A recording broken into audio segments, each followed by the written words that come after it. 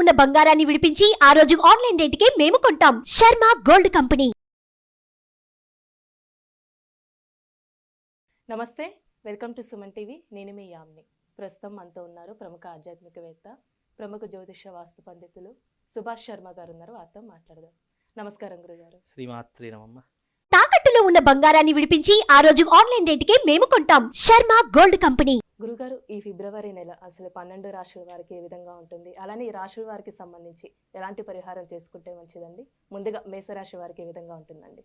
తప్పకుండా తెలియజేస్తానమ్మా. ముందుగా ప్రేక్షకులందరికీ శ్రీమాత్రే నమః, శ్రీ గురుభ్యో నమః. నమో దేవ్యై మహాదేవ్యై శివాయై సతతం నమః. నమ ప్రకృత్యై భద్రాయై నిహతాం ప్రణతాస్మిత. ద్వాదశ రాశులలో తీసుకుంటే గనక ఈ ఫిబ్రవరి మాసంలో గనక చూసుకుంటే మేషరాశి మొట్టమొదటి రాశి మేషరాశి. ఈ మేషరాశి వారి యొక్క జాతక ఫలితాలు గనక చూసుకుంటే ఇప్పుడు మేషరాశి వారికి లగ్నం నందు అంటే మేషరాశిలోనే గురు సంచారం చేస్తున్నాడు. జన్మతః గురు కారణం చేత కొన్ని రకాలైనటువంటి ఫలితాలు అనేటటువంటి వాళ్లకు ఉండవు. మేషరాశి వారికి ఎప్పుడైతే ఈ ఉగాది దాటుతుందో దాని తర్వాత వీళ్ళకు మంచి ఫలితాలు వచ్చే అవకాశం ఉంది. అప్పటి వరకు మాత్రం వీళ్ళు కొన్ని రకాలైనటువంటి ఇబ్బందులు అనేటటువంటి పడాల్సినటువంటి విషయం ఏర్పడుతుంది. అలాగే ఎలాంటి ఇబ్బందులు అంటే గనక ఆర్థిక పరమైనటువంటి ఇబ్బందులు. ఎందుకంటే జన్మస్థానంలో గురువు కారణం, మేషరాశిలోనే గురువు ఉండటం కారణం చేత ఈ మేషరాశి వారు ఎవరైతే అంటే మేషరాశిలో ఎవరైతే జన్మించినటువంటి వారు ఉంటారో ఆర్థిక పరమైనటువంటి ఇబ్బందులు ఎదురయ్యేటటువంటి అవకాశం మాత్రం వాళ్ళ జీవితంలో ఏర్పడబోతుంది. అదే రకంగా చూసుకుంటే కుటుంబ వ్యవహారాదులు కానీ ఆర్థిక సమస్యలు కానీ వీటన్నిటితో కూడా సతమతమైపోయేటటువంటి అవకాశాలు వాళ్ళ జీవితంలో ఏర్పడేటటువంటివి ఎక్కువగా కనిపిస్తూ ఉంటాయి.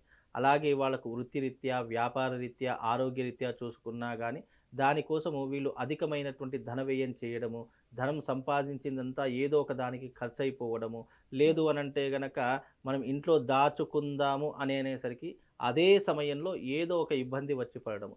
ఇదే రకమైనటువంటి రొటేషన్ అయినటువంటి జీవితాన్ని వీళ్ళు ఎక్కువగా గడుపుతూ ఉంటారు.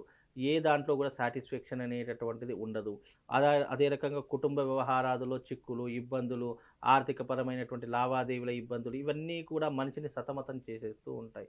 అలాంటి కోవకు చెందినటువంటి వాళ్ళే ఈ మేషరాశి వాళ్ళు. ఈ ఫిబ్రవరి మాసంలో మాత్రము ఈ మేషరాశి వారు కాస్త జాగ్రత్త వహించడం వల్ల వాళ్ళకు మంచి జరిగే అవకాశం ఉంటుంది. ఇది కేవలము కొన్ని రోజులు మాత్రం, ఏదైనా శాశ్వతం అనేటటువంటిది రాశి ఫలాలకు ఉండదు.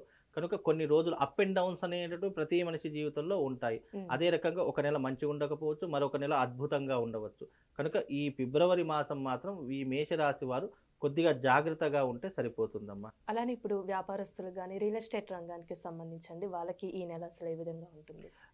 వ్యాపారస్తులకు చూసుకుంటే గనక ముందుగా జాగ్రత్త అనేటటువంటిది వ్యాపారస్తులకు చాలా ముఖ్యము. ఆర్థిక విషయంలో కానీ, లావాదేవీల విషయంలో కానీ, ఇచ్చిపుచ్చుకునేటటువంటి విషయంలో కానీ వీటన్నిటిలో కూడా చాలా జాగ్రత్తగా ఉండాలి.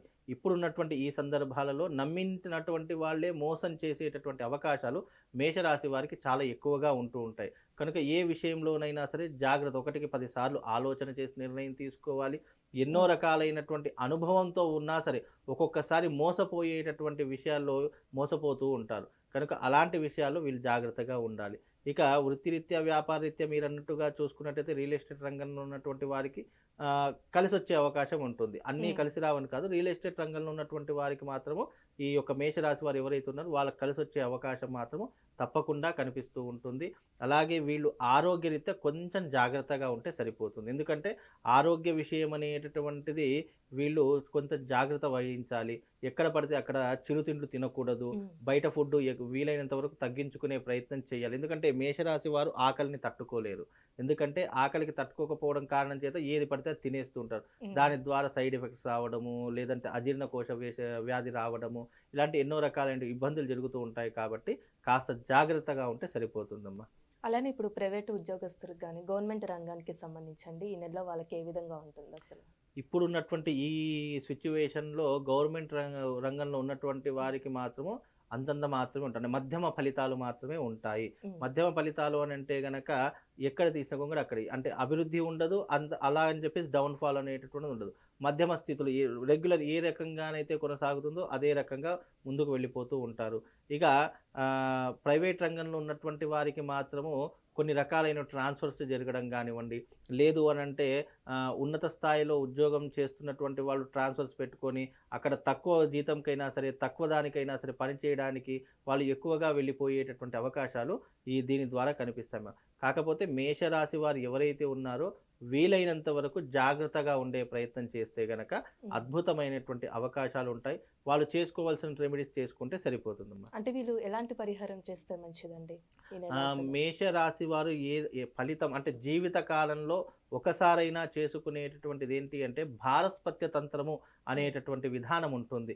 ఈ భారస్పత్య తంత్రం అనేటటువంటిది మేషరాశి వారు గనక చేసుకున్నట్టయితే జీవితంలో ఏవైతే ఇబ్బందులు పడుతున్నారో, ఏ సమస్యతోనైతే బాధపడుతున్నారో దానిని అధిగమించేటటువంటి శక్తి సామర్థ్యాలు, వాటన్నిటిని తప్పించుకునేటటువంటి మార్గాలు మేషరాశి వారి యొక్క జాతకంలో చాలా స్పష్టంగా కనిపిస్తాయి. కనుక తమ జీవిత కాలంలో ఒకసారైనా తప్పకుండా భారస్పత్య తంత్రం అనేటటువంటి విధానాన్ని చేసుకోండి.